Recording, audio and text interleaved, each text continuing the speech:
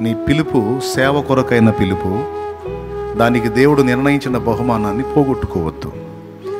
భూమి మీద ఈ 4 రోజుల కథ నిజమని మోసపోవద్దు.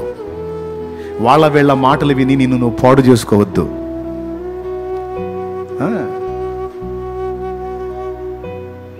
జాగ్రత్త. సేవని సేవగా చేయండి, అంకితమై చేయండి. వంతులు పెట్టుకోవద్దు, సనగొద్దు, గొణగొద్దు. నీ మీద ఉంచబడిన వారిని తృణీకరించొద్దు. ఎందుకంటే దేవుడు చూస్తున్నాడని ఎరుగు. జాగ్రత్త. ఏదన్నా జరగని అంత అడు తిరిగి మన మంచికి రావటమే, అదంతే.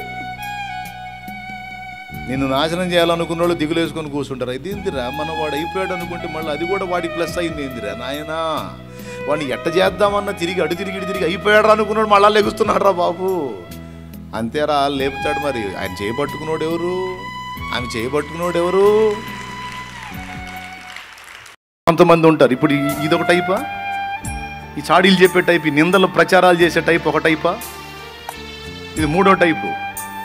కాస్త అబద్ధాలు కూడా కల్పించి మాట్లాడుతూ ఉంటారు. ఎవరు చేపించబడతారు? వాళ్ళే. ఇప్పుడు నేను తేడా అనుకోండి, చూసినోడు ఎవడు? చూసి కదా ఏదన్నా ఒక మాట ఒకరితో పంచుకున్న అర్థం ఉండాలి.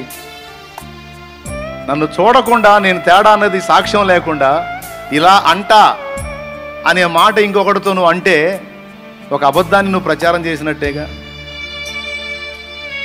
సాతాను భక్తులను ఎఫెక్ట్ చేయడానికి వాడుకునేది నిందా ప్రచారాలని.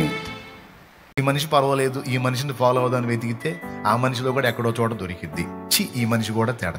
కొంతమంది నన్ను చూసి అన్నను ఫాలో అవుదాం, శాలేమన్నా బాగా దగ్గరగా నన్ను ఫాలో అయ్యవనుకో, నా దగ్గర కూడా దొరుకుతాయి. పోయి వాగులో దూకాల్సి వచ్చింది నువ్వు. కాబట్టి ఎవరిని ఫాలో అవ్వాలి? 100% తప్పు లేనివాడు, అప్పు లేనివాడు, కొడితే నొప్పు లేనివాడు నజరేయుడగు యేసు. మార్గము, సత్యము, జీవము యేసు. శాలేమన్నా కాదు. చెప్పానా? నేనే మార్గం, నేనే సత్యం, నేనే జీవం చెప్పాను. అంత సీన్ నాకు లేదు. ఆ డైలాగ్ చెప్పేదానికి అర్హత ఉన్నోడు, యోగ్యుడు ఒక్కడు. కాబట్టి ఇప్పుడు యేసయ్య దగ్గరకు వచ్చినాక బతుకు అర్థమైంది, బతుకు విలువ అర్థమైంది, ఎలా బతకాలో అర్థమైంది, ఎలా బతకూడదో అర్థమైంది. సైతాను గాడి కాడి కింద ఉన్నప్పుడు ఎడిపోతున్నామో, ఏమవుతున్నామో, ఏం జరుగుతుందో అర్థం కాల.